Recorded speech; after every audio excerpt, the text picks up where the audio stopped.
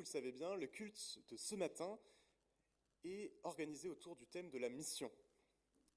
Et très souvent, le terme de la mission dans nos églises est synonyme de la mission au loin.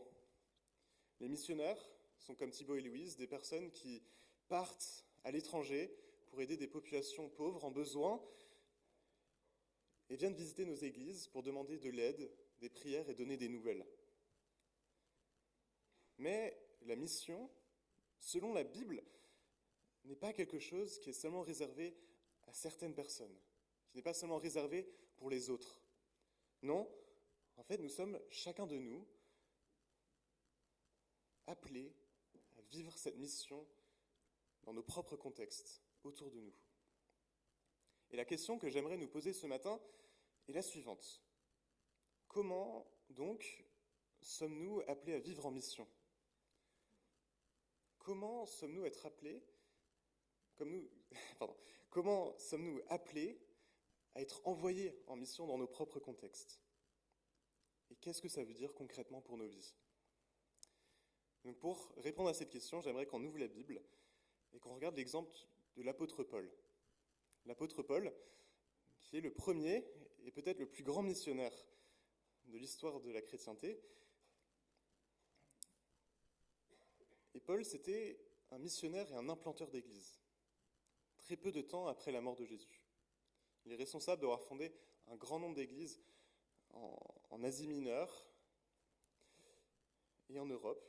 Et la Bible nous raconte son histoire. Pour cela, je vous invite à ouvrir la Bible en Actes 17 et nous lirons au verset 1 à 15. Lisons. Ils traversèrent Amphipolis, puis Apollonie et gagnèrent Thessalonique, où les Juifs avaient une synagogue. Selon son habitude, Paul s'y rendit. Et pendant 3 sabbats, il discuta avec eux sur les Écritures. Il leur expliquait et leur démontrait que d'après elles, le Messie devait mourir, puis ressusciter. Le Messie, disait-il, n'est autre que Jésus, que je vous annonce. Quelques Juifs furent convaincus et se joignirent à Paul et Silas, ainsi qu'un grand nombre de non-juifs qui adoraient Dieu et plusieurs femmes de haute société. Mais les autres juifs, jaloux, recrutèrent quelques voyous, trouvés dans les rues, et provoquèrent des attroupements et du tumulte dans la ville. Ils firent irruption dans la maison de Jason pour y chercher Paul et Silas, qu'ils voulaient conduire devant l'assemblée du peuple. Mais ils ne trouvèrent pas. Alors, ils emmenèrent Jason et quelques frères devant les magistrats de la ville. « Ces individus, criait-il, ont mis le monde entier sans dessus-dessous. Et maintenant, ils sont ici. Jason les a reçus chez lui. Ils agissent tous contre les édits de César, car ils prétendent qu'il y a un autre roi nommé Jésus. » Ces paroles émurent la foule et les magistrats. Ceux-ci ne relâchèrent Jason et les autres croyants qu'après avoir obtenu d'eux un versement d'une caution. Dès qu'il fit nuit, les frères firent partir Paul et Silas pour Bérée. Une fois arrivés là, ceux-ci se rendirent à la synagogue des Juifs. Ils y trouvèrent des gens qui étaient bien mieux disposés que les Juifs de Thessalonique et qui accueillirent la parole de Dieu avec beaucoup d'empressement. Ceux-ci examinaient chaque jour les Écritures pour voir si ce que l'on leur avait dit était juste. Beaucoup de crurent, et parmi les Grecs, un grand nombre de femmes de haute société et beaucoup d'hommes acceptèrent également la foi. Mais quand les Juifs de Thessalonique apprirent que Paul annonçait aussi la parole de Dieu à Bérée, ils vinrent semer là aussi l'agitation et le trouble parmi la population. Alors, sans tarder, les frères firent partir Paul jusqu'à la mer. Pour prendre un bateau, Silas et Timothée restèrent à Bérée. Ceux qui étaient chargés de conduire Paul l'amenèrent jusqu'à Athènes. L'apôtre Paul leur demanda d'inviter de sa part Silas et Timothée à venir rejoindre au plus tôt. Puis, ils repartirent. Jusqu'ici la lecture, je vous invite à la prière. Seigneur, tu vois à quel point nous délaissons trop souvent la mission dans nos vies. Et Seigneur, je voudrais que l'exemple de Paul ce matin puisse nous toucher, puisse nous encourager à témoigner de ton amour autour de nous. Qu'on puisse vraiment apprendre à te faire confiance et t'honorer par nos actes, par nos actions, et qu'on puisse nous aussi participer à l'avancement de ton royaume. Seigneur, merci pour ton amour pour nous et pour ta grâce dans nos vies. Amen. On voit dans ce texte Paul se mettre du coup dans des situations où il doit partager sa foi. Et son premier réflexe, Paul, en entrant dans une nouvelle ville, est d'aller dans une synagogue. La synagogue, comme vous le savez peut-être, était le lieu de rassemblement des Juifs de l'époque. Dans le monde antique où vivait Paul, en fait, la maison, contrairement à nous aujourd'hui, n'était qu'un lieu de stockage et de repos. On y allait pour poser certaines affaires et pour dormir. Contrairement à nos maisons aujourd'hui, qui sont des lieux où nous vivons, des lieux où nous invitons des gens. Et à l'époque, c'était des lieux comme les synagogues où les personnes se rassemblaient pour passer du temps ensemble. Et le culte juif dans les synagogues était assez différent de nos cultes aujourd'hui. Il y avait notamment des récitations de prières communes, comme le Shema Israël, la lecture des Écritures et de discussions autour des textes. Et donc Paul venait dans ces synagogues pour justement, pendant ces temps de discussion autour des textes, partager l'évangile aux personnes. Et cependant, comme je l'ai dit, la synagogue, contrairement à nos cultes actuels, n'était pas seulement active lors des cultes. C'était un lieu de rassemblement, c'était un lieu où les enfants allaient à l'école. Et donc s'imaginer la synagogue comme une de nos églises actuelles est quelque part une erreur. Paul allait dans des lieux propices à la discussion pour partager la parole. Et on voit que le message de l'Évangile va être accepté par certains, mais pas par tous. Et on voit dans ce texte deux réactions face à l'Évangile. Certaines personnes vont l'accepter, et vont changer leur vie et suivre Paul, mais d'autres vont le refuser. Et comme on le voit dans ce texte, ce refus peut même être violent. La réaction dans ce passage est extrême des personnes. Ils vont jusqu'à créer une émeute. Et la situation dans ce texte est tellement critique que Paul est forcé de partir de nuit de Thessalonique pour rejoindre Bérée, une ville à 73 km de là. Beaucoup de personnes à la place de Paul pourraient voir cette situation comme un échec. Il a essayé d'implanter une église, il a essayé de parler à des gens, il a été viré. Mais on voit que Paul n'a pas cette réaction. Pourquoi ? Je pense que c'est parce que Paul était conscient de la mission à laquelle Dieu l'envoyait. Il était conscient de la mission qu'il avait reçue de Dieu. Il connaissait le rôle auquel Dieu l'avait appelé. Et cela le permettait de tenir, même quand il subissait des échecs. Des échecs qui le sont seulement en apparence, parce que c'est le plan de Dieu. Et on voit dans une deuxième partie de ce passage que la parole va mieux être acceptée la seconde fois lorsque Paul va à Bérée. On voit encore une fois que le premier réflexe de Paul est d'aller encore une fois dans la synagogue pour partager l'évangile. Et je trouve que ce passage témoigne vraiment du moteur intérieur de Paul. Le message de la synagogue de Bérée n'est pas instantanément accepté, mais on voit que les personnes de cette synagogue entrent en discours avec Paul. Ils ont une réflexion sur le long terme qui leur amène à la foi. Et j'aimerais, encore une fois, nous recentrer sur Paul. D'où vient sa persévérance ? Comment faisait Paul pour persévérer quand il ne faisait que se prendre des murs ? Et en fait, ce texte ne nous le dit pas directement. Mais quand nous regardons le reste des écrits de Paul, on voit que Paul était vraiment conscient de la mission à laquelle il était appelé. Là où de l'extérieur, nous pouvons nous dire « Oh, le pauvre Paul, ça a dû être si difficile pour lui. » On voit que Paul, lui, est conscient du plan de Dieu pour sa vie. Il sait que là où il va, Dieu est avec lui. Il sait que quand il subit des échecs, ce n'est qu'une étape sur son parcours, une étape dans sa mission. Paul n'avançait pas par stoïcisme en disant C'est pas grave, je suis plus fort que les échecs, je suis plus fort que mes émotions. Mais il vivait en consciente confiance à Dieu. Paul avait compris que sa mission n'était pas synonyme de gloire. Il a compris que sa mission n'était pas non plus synonyme de confort, ni même synonyme de résultats positifs. Mais sa mission, c'était de suivre Dieu, de l'obéir avec humilité et persévérance.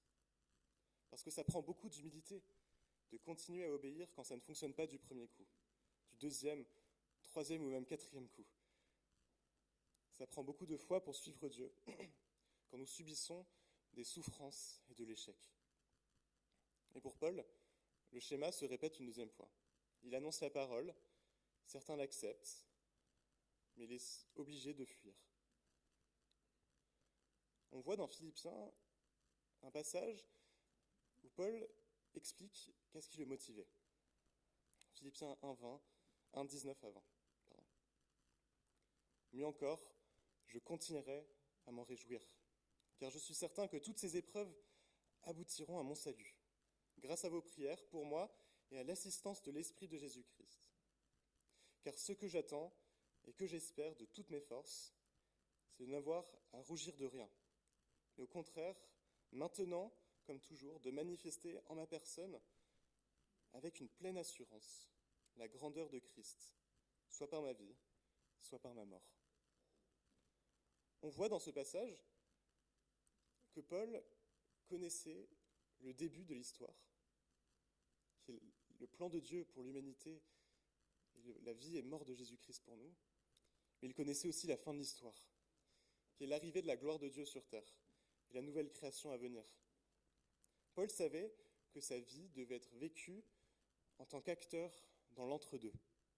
Il avait un rôle à jouer dans la pièce qui était sa vie et notre mission. Et Paul connaissait son rôle. Il n'a pas cherché à contrôler le plan de Dieu, mais il a su oublier ses tentations, de vivre une vie facile, mais de tout changer, de tout laisser de côté pour suivre Dieu et pour répondre à son appel qu'il avait pour lui. Mais donc pour nous, qu'est-ce que ce texte nous dit pour nous ? Nous avons vu jusqu'à présent l'exemple un peu extrême de la vie de Paul, un homme qui, après avoir reçu l'appel de Dieu, a tout lâché, a tout changé pour le suivre. Mais nous, quel est notre rôle à jouer dans cette mission ? Lors de son départ vers le Père, on voit que Christ a donné à tous les chrétiens, à toute l'Église, la responsabilité de continuer la mission que lui-même a commencée. Mais la question qu'il faut qu'on se pose est la suivante. Pourquoi avons-nous autant de mal à être acteurs de cette mission ? La première réponse à cette question est que nous sommes peut-être un peu trop souvent concentrés sur notre propre foi personnelle, sur notre propre vie et notre propre développement personnel. Il ne suffit que d'aller dans des librairies chrétiennes pour voir le nombre de livres qui sont écrits pour justement notre propre édification, pour notre propre développement personnel. Mais quand nous sommes seulement concentrés sur notre développement, nous perdons de vue une grande partie de l'appel que Jésus a pour nos vies et à l'appel que Jésus a confié à toute l'Église. Et l'autre réponse, et je pense que nous pouvons être trop tentés par la peur. Peur de ne pas réussir à partager l'Évangile, mais aussi la peur d'être rejeté. Je pense aussi que l'imaginaire évangélique qu'on s'est construit n'aide pas ça souvent. Je pense notamment à la série de films Dieu n'est pas mort, que vous connaissez peut-être.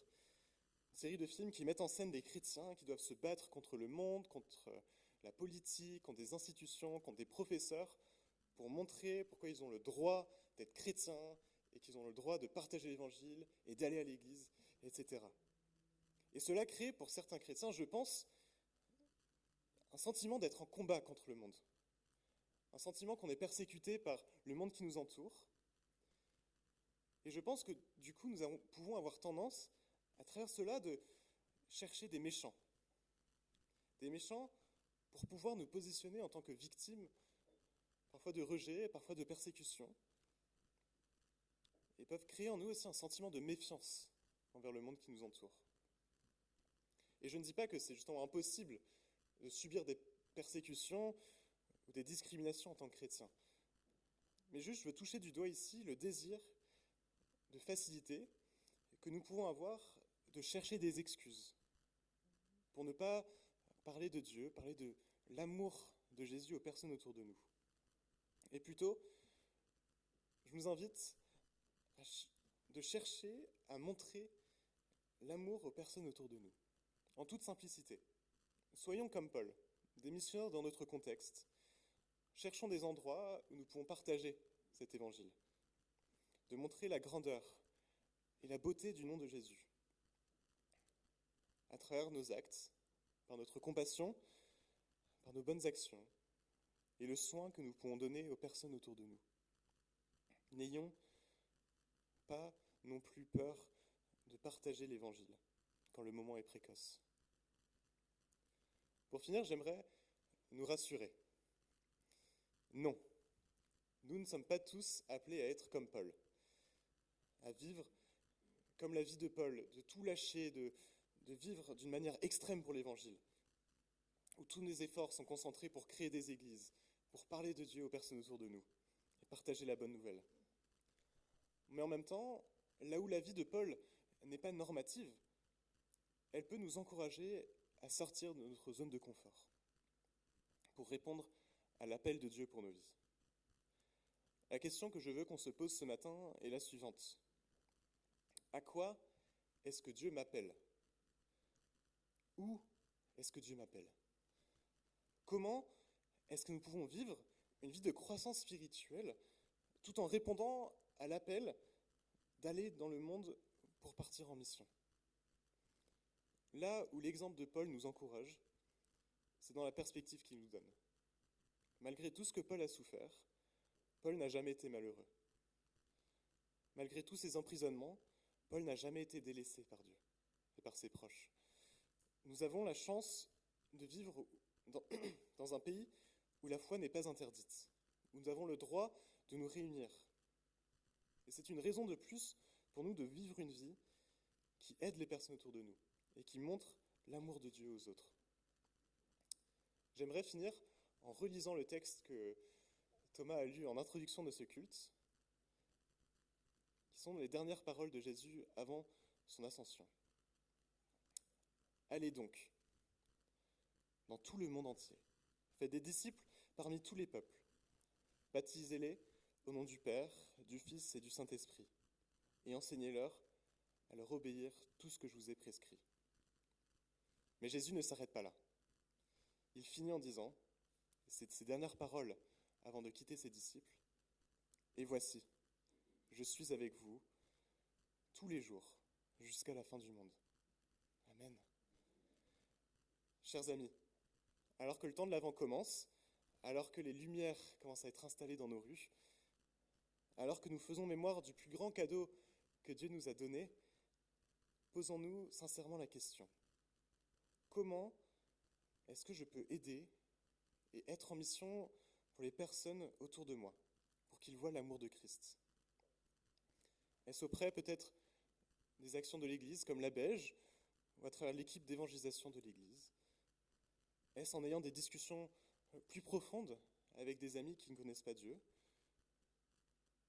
Ou est-ce peut-être en commençant une formation d'accompagnateur spirituel, ou en formation de théologie ?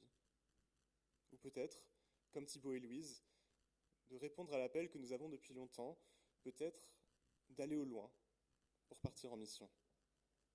La réponse sera sûrement très différente pour tous, mais chacune de nos réponses doit être motivée par la même chose et par la même prière.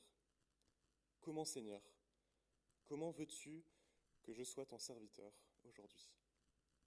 J'aimerais qu'on finisse cette prédication par un temps de silence où nous pouvons nous-mêmes faire cette prière. Seigneur, comment est-ce que je peux être ton serviteur aujourd'hui autour de moi ? Prenons un temps de silence.